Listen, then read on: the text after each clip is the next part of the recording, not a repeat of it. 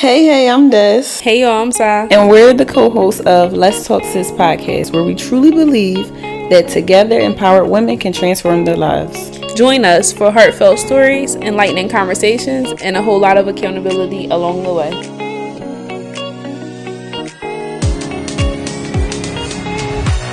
Hey y'all, so we back with another episode. Yes, episode.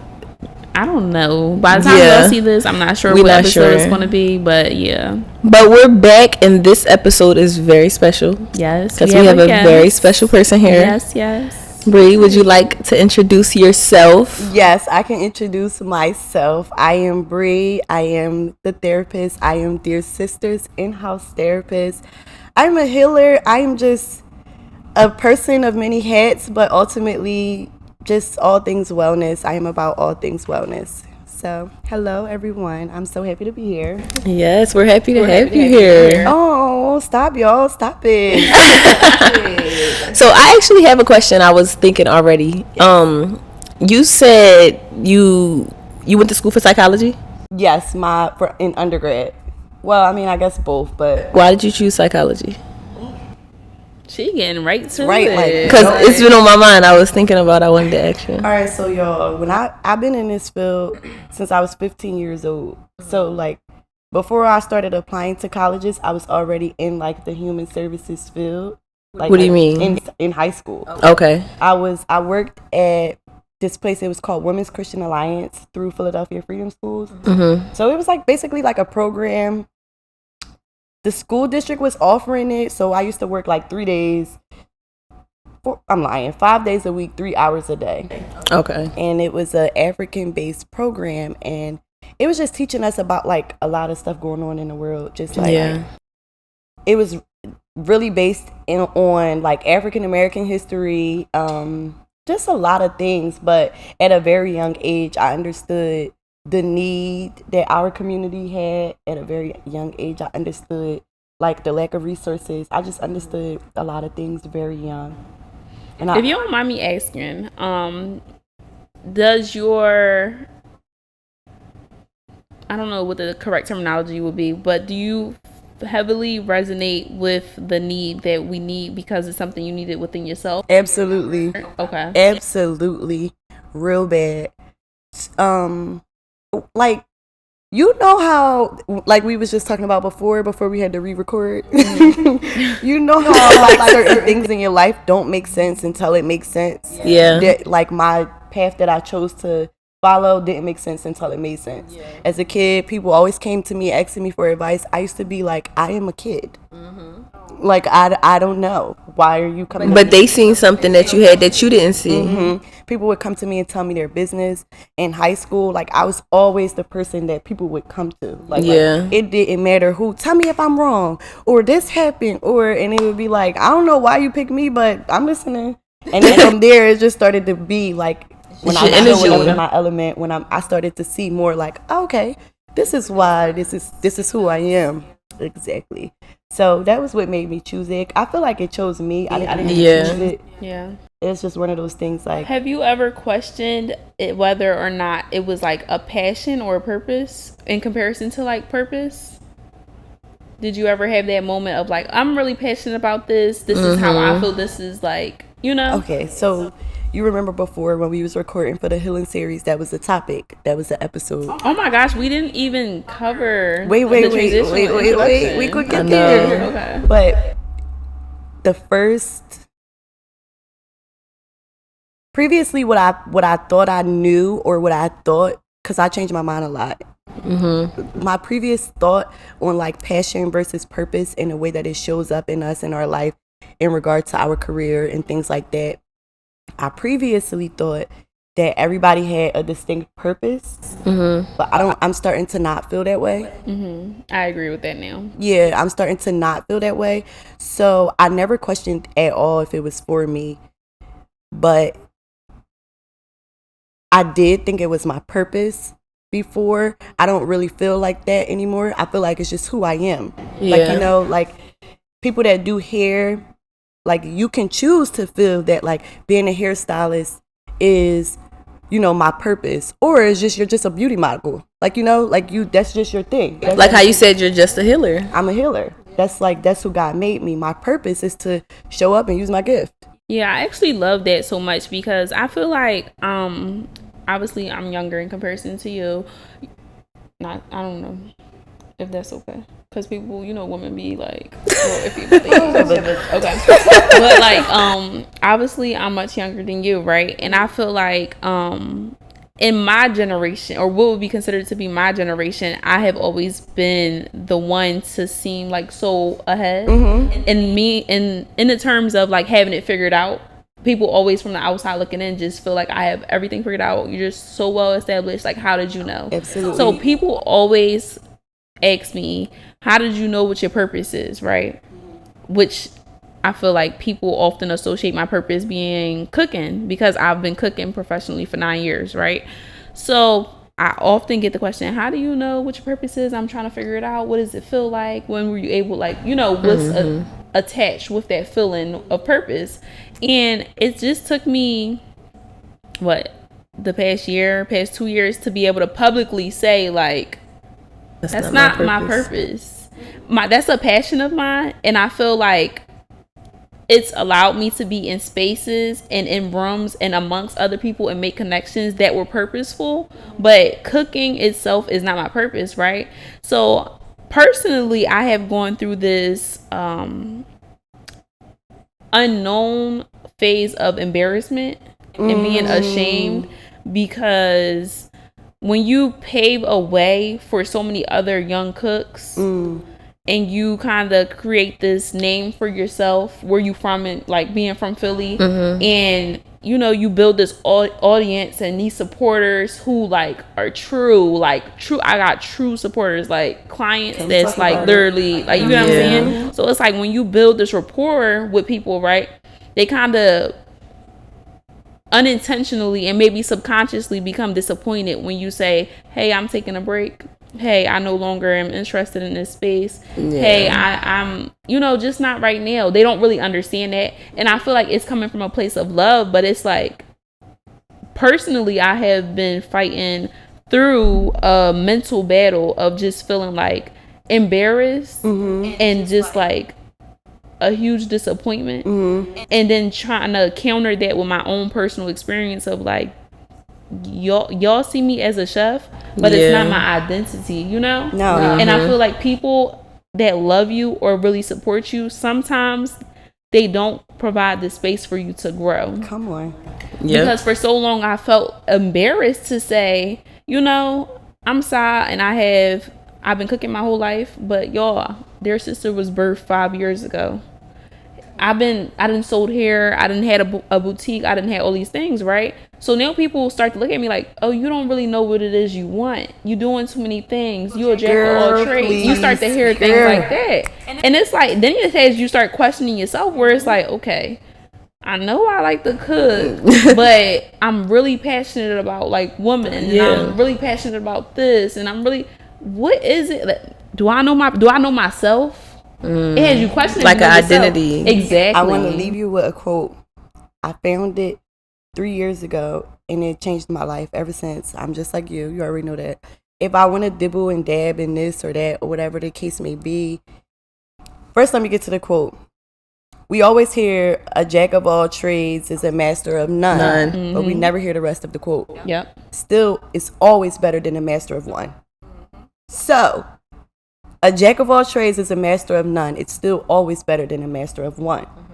So you may not have mastered to the level that people think. Like hone in on that one to cooking. You may not have mastered that, and you could be completely done or just taking a break or whatever. That has absolutely nothing, or it doesn't.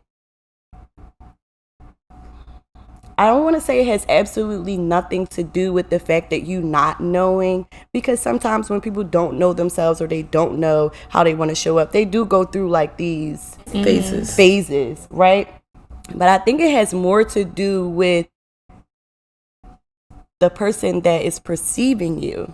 Yeah. That is like placing the limitations on you, or that's placing the my gosh, we talked about this in the first episode. Yeah, that's my capacity. Yep, exactly. So these are people that a lot of times they can't fathom.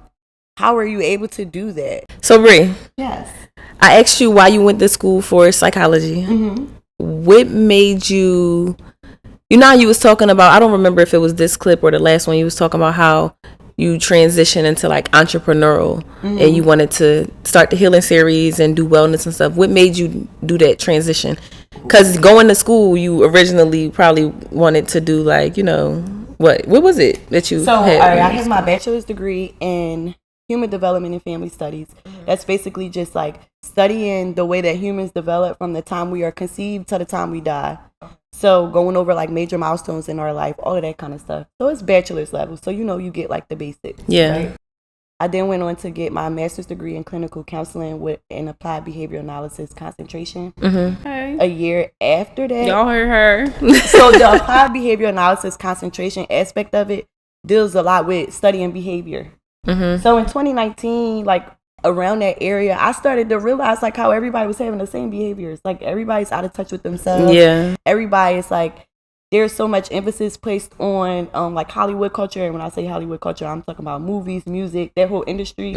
Like there was just so many things that let me know like we need to get back to the basics. We need to have certain conversations because honestly, a lot of people are empty. Yeah. Like as I was encountering people, as I was just connecting with people, I was seeing that people lack substance. You don't really have much to talk about if we're not talking about like, you know, 3-dimensional stuff. Right. Like, and when I say 3-dimensional stuff, I mean what's happening outside or what's happening on the TV or like, you know, the basics, like but getting deep like the cards do. We didn't. I noticed that there wasn't really many spaces for that. Like now in 2023, there is. Yeah, and a lot has changed. You still gotta kind of like weed your way through that and have discernment with that because you have people that are showing up in these spaces that aren't qualified, that didn't do the work. But in 2018, 2019, I noticed that like it was the big hustle culture. It was a big like, oh, I'm about to get this money, or I'm about to, but nobody was investing in themselves. Yeah. And as I was encountering people, it was like, wow, your pictures are nice, but you're actually really empty. Wow. That's deep. So I feel like that's something we probably don't got enough time, but that's something that needs to be talked about too. It's like and we are suffering. That was why when I met Sai and I came across Sai and I like asked her for the interview, it was like, wow, like okay, you could be cute and you got substance too. It was like, okay, like I can connect here. And then like just seeing how much we had in common, just all of those things was like, you know, God had his hand right up in there. That's how it normally works. It's crazy because as you're talking, my heart instantly just started hurting a little bit because I was 20 back then, right?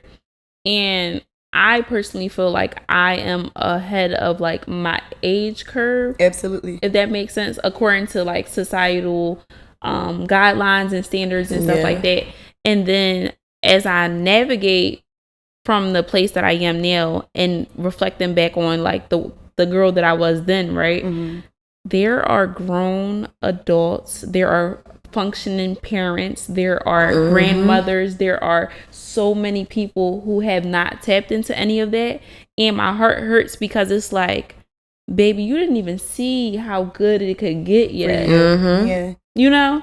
And it's kind of like it's kind of hard not to be so judgmental to the people that you love, especially, or the people that you cross paths with, because it's like, bro, I want what I have for you. If that makes sense. Absolutely. For sure. And I don't know if I think we talked about this, and I always say it, everybody can't go and the top get lonely. And that's the hard. I'm still digesting it, y'all. I'm still digesting it because it's like, what do you mean everybody can't go? Like, everybody not gonna get it. Everybody that I love supposed to get this shit. No, for real. Like, you know, but that's not reality. But it's not reality. And then sometimes, and this happened in our culture as well, a lot of times trying to take everybody with you is what's gonna keep you down there. You gotta get there for yourself first. Like you. And when I say hold on, no, I think society say you gotta get there for yourself first. We need to take it further. You need to bask in that for yourself, not just get there. And when we say, hold on, y'all, because when we say get there, let's put a little bit of emphasis on the destination. We're not just talking, because don't forget the money. Talk about opening the door. Yeah. We're not just talking about the money. We talking about reaching the highest high of yourself overall. Mentally, emotionally, spiritually, financially, spiritually, all of those things, all of those boxes, because most of the people are doing a very good job of reaching the highest high of themselves financially. And I'm happy you just said that, because I feel like anybody who listens or watches this instantly thinking, when we talk about making it to the top or making it there, money, financial status. When I say the top get lonely, I'm not just talking about when you get to the top with a lot of money. When you do a certain amount of work on yourself, it's harder to relate to people that are not doing the work. Yeah. So the further up you go, the more you're going to see, like, damn, it ain't that many of us up here. Yeah. Okay, so here's the thing. I kind of want to dive into this. I'm not sure how much time we got, but I was having a conversation earlier, not too long ago, and I was basically saying, as a person who has a desire to be better, right? Because it starts with a desire or willingness to want to be better. You go through the life, these transitions, whatever the case may be, and you get better with time, right? So dating essentially becomes harder, especially as a female, because the options are slim. You said it's only at the top, but it's only like 5 real niggas in the whole country. No, for real. And half of them got 3 big moms. They married. They got a lot of kids. Yeah. It's like 5 real niggas. And I'm not lying. So now it's like, okay, in the world, my type has changed. It's no longer about whatever I thought was substantial back then. The criteria is up. I don't have no kids yet. I'm trying to make a baby. Is that gonna happen? Like, you know what I'm saying? Or do I I'm trying to maybe I just have to say I'm okay with a sister wife, because at this point I don't understand. God, please. Well, you said it's 5 left in the country. I'm gonna have to go. It's time to travel. Okay. We got. I need some more stamps. I need some more stamps. Okay. We got and we got open up. We got open up their border. And okay. You know what the problem is? I probably was too caught up on the Philly ones. Oh yeah, you gotta leave there a long time ago. Yeah. They damn sure ain't in Philly. My husband's from Philly. Well, but he's your husband. He's off the market. He's not even a part. He's not a part of it. Technically speaking, he's a part of it. So I was gonna say he's a part of the 5. So that limits us to 4. Okay, that's it. Can't be dibbling down low with your friends. That's wow. Down to 4. Yeah, but that's crazy. I definitely agree. As you continue to progress, it definitely gets lonely at the top. Yes, it just makes life easier and harder. It's like a double-edged sword. Like, literally. Double-edged sword. But that was like a big motivating factor behind me even embarking on that journey, because it's like, yo, I got what you need. You don't even know I got what you need. You don't even know you need it. Yeah, you don't even know you need it. You don't even know you need it. You don't even know you need it. But I am so grateful for this time right now. I feel like we have so many more people, whether it's like for real or for fake, but like being aware, like the spiritual, being like, if it's for fake, whatever. You do with that person, you might motivate the next person to be for real. Yeah. So it's like, whatever, but it's gonna look up. And I feel like it's really been a full circle moment for us. Like, with you being the in-house therapist of their sister, the projects that we've been working on, it's kind of like it made sense and when we connected, why we connected, and things like that. So everything. Even it's so crazy because like even you and Destiny, y'all just connected. Like, it's been a year that y'all connected in 2 months or whatever. Oh my goodness. It's like, I know, a year. A year, literally. Yeah. That's how I got out of the car. I'm like, I But it's like, even when we think about the first book that we read, because you were a part of book club, and that's where Jared's Woman involved. For book club to come back, can we talk about that? Book club was too good. Book club was too good, but thinking back on that, and I just kept saying like, Bree, you gonna be. We was even talking about in the community before it was a community. Before it was a community, it was only book club. It was only book club. Y'all was not your sister yet. Yeah, but it was just me and Beth book club collaborating, and it was just book club. Yeah, we doing a book club. Everything started. Wait, look at how you stopped Dear Sister when you stopped it, and then now look at how where you at with it today, and the way that you. This will everything be happening alignment for a reason. Like, alignment just Yeah. Everything just flowed. And that's crazy because even when we was on book club, everybody, like you said, it wasn't their sister, it wasn't the community, and instantly we like, yo, this feel like therapy. Literally. Instantly we like, this feels like group therapy. You were saying that. And I'm like, I brought that up. We gonna work. That's what I'm saying. And I brought it up because we don't realize, like I always say, like God gave me this gift, but He gave all of us the gift. Like the power that's in the tongue is insane. When I say literally every single time I speak, it's like I release something into the atmosphere, into the world. Even when I say, "Oh, could never be me," baby, it be me. It be you. It be me. So it's like that's good or bad. Like it's so much power, and I just wanted to piggyback on that moment to see like this is a full circle moment right now. Like a year ago, it's been what 10 months. Literally. And we're here. It's even thinking back to like the card game and how it manifested from like just a thought, us shooting shit, and then it just went. Let's do it. Literally, let's do it. Mm-hmm. So like, you was in Jamaica. On live. I remember. And they was like, "When is the merch coming? When is the merch coming?" And we're like, we don't know what y'all want. That was in June. No, let me say something. Now that the planner is out. When we was like, we don't know what y'all want, we was working on the organizer. Okay, we was working on the personal organizer. And already, that's why me and Sock just kept laughing. And I have it screenshot in my phone as well, because a lot of people like, drop a planner. Like, I have so many screenshots from that day. Saying, like, drop a planner. Drop a card game. Somebody, I think. A card game. Bree, the other Bree, was like, drop, like, people was like, and I'm like, even we people already on it. People that I've been talking to, people are really excited about this card game organizer, all of that stuff, because I've been talking to people about their sister and just like, you know, the mission behind it. Like, yes, the internet, but I've been putting a real work in person and stuff too. People are genuinely like really, really excited about this. They're genuinely really excited. I'm excited too, honestly. It's because we got what they need and they didn't know that they needed it. But you know what's so amazing to me and what's so beautiful about this process is a lot of times, speaking from experience, I've always been in a position of leadership, right?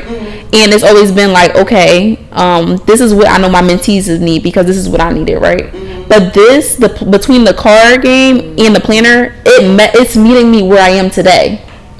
It was created like, okay, I need this today. I'm implementing this today. This will work for me today. Not from a place of, okay, I needed this last year or 2 years ago. I'm not a teacher. It with you. Baby, I'm not a teacher. It feels so good to worry about yourself and not be responsible. Baby, it feels so good. Yeah, and it's that all of that could be like, it could be a theme for your life right now. The theme for your life right now could be to slow down. And when I say slow down, it don't by any means slow down like, you know, that's the theme. You're striving for, but it could be slow down. I need to talk to you. No, that's been the theme, honestly. And it's so frustrating because from the outside looking in, they like, dang, you lost your motion. Damn. There's no way you could ever lose your motion. You are you. Exactly. Baby. How could I lose the motion? How can I lose the motion? I make the motion. So if I am me and I make the motion, how the hell can I lose it? I didn't lose myself. My mind's still here. Like, hello. So the thing is, it's like, you know, most times we always know this, we always say this, people project, right? So they can't see themselves starting something and then God coming in and then saying, you know what? I'm gonna pause this because I'm gonna listen to God, right? They can't imagine because that's not something that they would ever do, right? People can only meet you as far as they have gone themselves. No, that's true. So if people don't know what it's like to be fully in something and then God sit you down, or to be fully have this direction and then God, people do not even know what it is like to be under God's voice. People will hear God's voice and question whether it's him, their intention, the devil on their right shoulder, or the good angel on their left shoulder. So when y'all see stuff going on, and like I said earlier, and y'all don't understand, it's not for you to understand. That's it. Like, some things are truly, and I think like social media has given people entitlement, a lot of entitlement, to feel like they should be like, oh, I should know, or I should be a part of, or you share everything with me. Because I don't. I share what I want to share. Girl. But like, you done went with me to get my nails done, to get my hair done. Girl. I feel like you probably was with me the whole day, but I wanted to show you. Throughout the whole entire day, I shared with Somebody get her another mic. Without y'all seeing nothing. Yo, I talk about me and my husband all day. I could get on there and give tidbits. Y'all don't know a fucking thing about my marriage. Girl. They DM me, sis, when you getting back in the gym, you lost your mojo.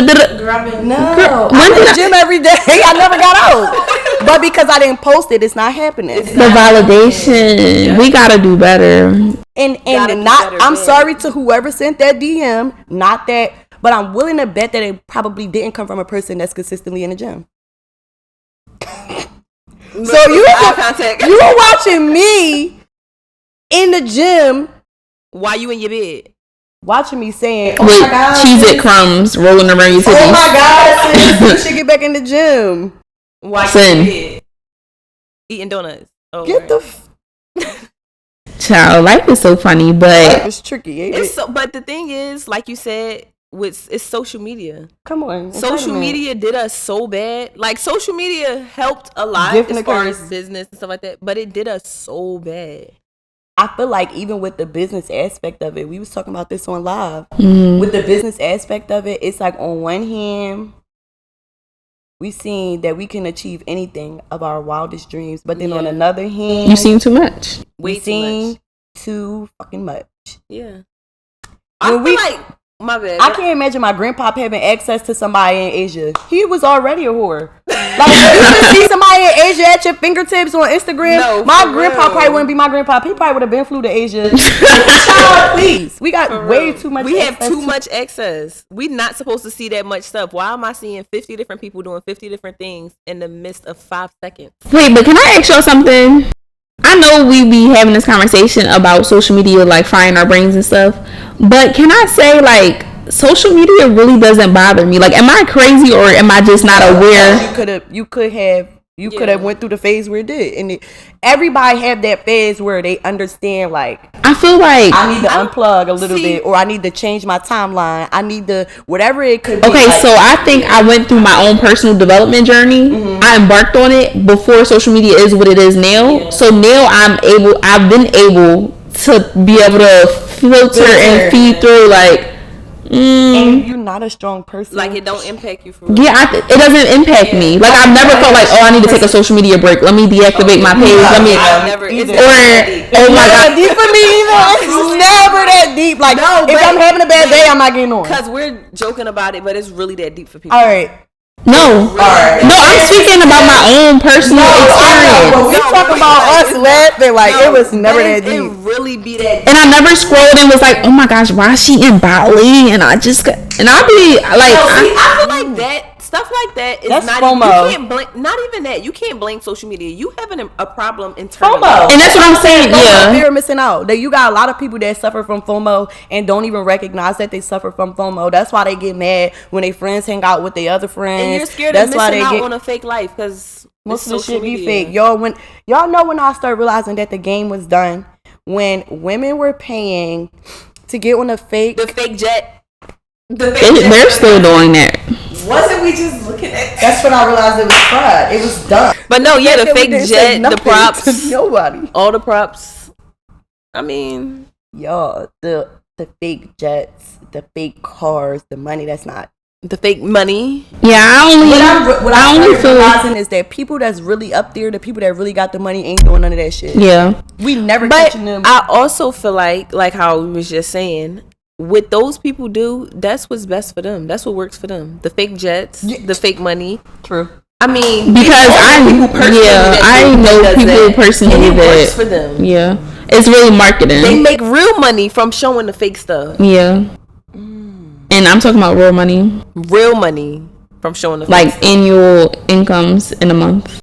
Real money. All right, so let me ask y'all this, right? But that's integrity. That's where I draw the line. Like, for me personally. I'm sorry. Integrity never come into question with stuff like that, because at that point, I feel like that's almost like selling your soul. Yeah. Yeah. Selling your soul, I think people associate selling your soul with like the Illuminati, and you have to do this whole big thing to sell your soul. And you sell your soul every single time when you go against your integrity, when you go against your morals. When you go against yourself for a piece, for some money. Yeah, Sai, do you remember when we first decided to collaborate and we was talking about content and marketing, and our friend had all of the brilliant fake ideas? Oh, y'all should do this, or y'all need to do this, and we're like, it don't feel that's good. not what we do though. Like that's not what we trying to portray. Get on the internet and I'm like about to have people follow like me, aspiring or do you know how many people are genuinely inspired by my journey? It's raw as fuck. It's how am I going to get on the internet and have people aspiring or watching me holding them accountable to some shit I don't fucking got? Yeah, and I feel like I feel like I have a responsibility and a due diligence, right, in the position that I am, and I don't want to make it seem like I'm like this leader or whatever the case would be. I am, but like not this huge grander. Stop trying to minimize. No, listen, but I feel like God has given me authority, right, and I'm doing God's work.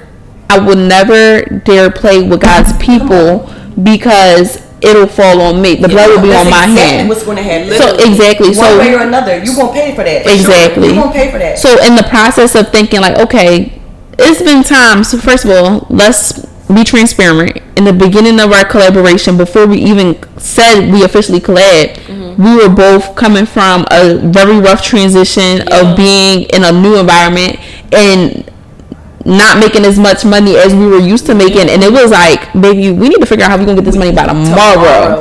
Like, I remember that conversation. That's a conversation too. Every single day it would be a random, how we gonna get this money by tomorrow? Like, but I'm telling you, as soon as we switch our focus, you ain't even worried about money. I don't remember the last time we said that.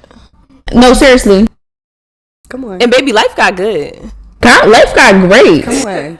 Like, look at me in the middle. Yes, because it's the same over here, baby. So when you feel the energy, me looking at y'all like, well, look at God. Look at how God. It's crazy because we was really so worried. In the moment we stopped worrying about the money. Y'all know what's so funny though? The same thing happened for me. That's how after I had my daughter, she was born in September. I was out of work until like November. Right? I went back to work. I said, I got my first check. I said, I got 2 kids. This is giving first degree money. I got 2 of them. Somebody double this. Please and thank you. So I'm like, okay, I was just in so much turmoil. You get in there, I can't apply for a new job. My baby only 2 months. I went and got a second job that worked out with my schedule, all that. But I was worried. It didn't work. It did not work out. That shit was so complicated, conflicted. I let it go. And then I just start coasting. And then now, like August. You start trusting. Yeah. August, switch up. We're going to take this job. We're going to actually take both of them. And we're going to give you back one that's going to make up for both. That's that faith we was talking about. Come on. Yeah. That's how it works. That's literally how, like, the beginning of this year, the beginning of this year was like, it was terrible. Like, that's just like internally though, like mentally, like I was fucked up, like it was bad. And the moment I literally just was like, this what I'm gonna do,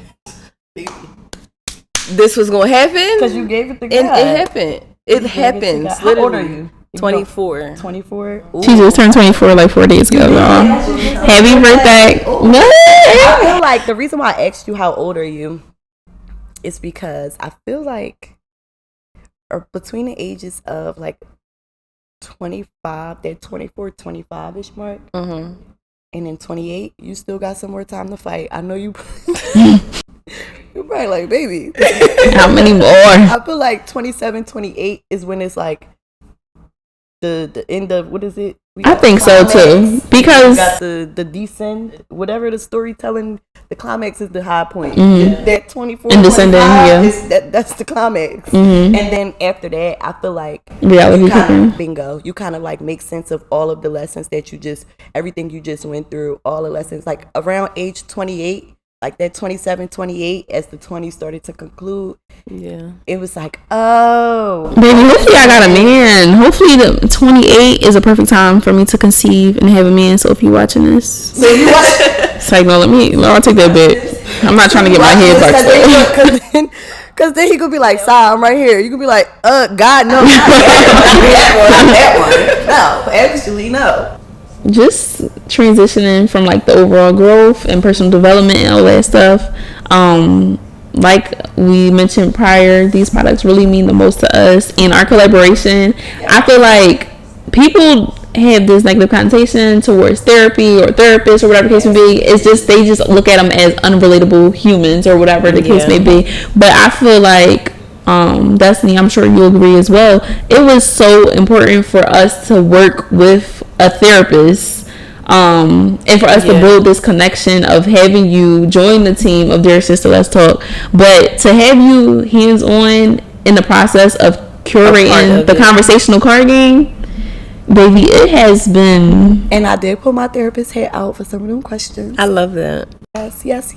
You could tell. Yes, I did. I really did. Yeah. Where are the cards? Can we give them a preview? Like, I took them out the box already.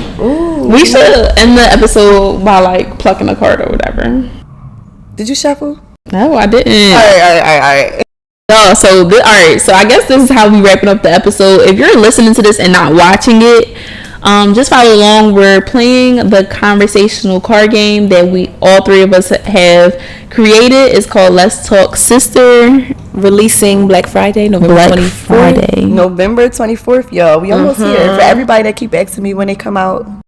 What is a non-physical quality that you admire about the person or people that you're reading this to? Okay, so what is a non-physical quality that you admire about the person you're reading this to? Okay, so I'm reading this to you. And a non-physical quality that I admire about you is so many. Stop it! No, I'm really not even doing this for the cameras, but it's really so many things that I admire about you.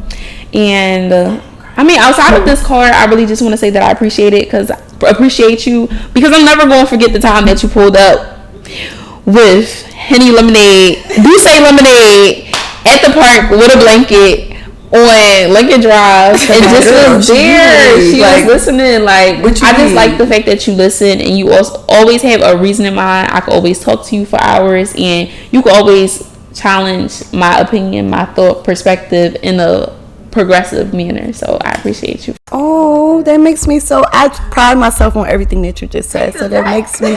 Oh, the whole deck. Me about to pluck a card. But that means a lot to me. It means a lot to me when people can see me, because oftentimes I'm always like questioning or wondering if people can see my value, and not necessarily that it's like, oh, I want you to. That it's like, damn, I wonder if like you. I feel like we see you. I feel like as people we wonder if like how other people see us. Essentially, and you can feel you. Like I felt you from the first day that I met you. All right, stop, because now you're really going to make me cry and the camera is going. We want to thank y'all for tuning in yet again. Another episode. Dear Sister, Let's Talk. Thank you. I want to say while we wrapping this up, Bree, thank you so much for being thank here. You. Flying out to Houston to be a part of this with us. For real. She flew out for us. She just got off the plane, y'all. Fresh off the plane. Still one. This is the airport fit. I'm right here with y'all in the airport fit. Period. But yes, there is honestly nowhere else I would rather be. I felt like this was so essential. It was so necessary. I couldn't wait to come and just be in y'all element, be in y'all space, and just feel y'all out. All the times I'm like watching y'all on live and stuff all together. I'm like, I want to go with the girl. So I'm just happy to be here, honestly and truly grateful, as well as happy to be here. And I'm so thankful that y'all had me today. And we're so thankful for you. Well, y'all stay tuned. We have so many more projects coming in the future. Yes, we do. Not only that, the card game is launching on the Black Friday. Yeah. Thank you so much for tuning into our podcast, Let's Talk Sis, with Des and Sa.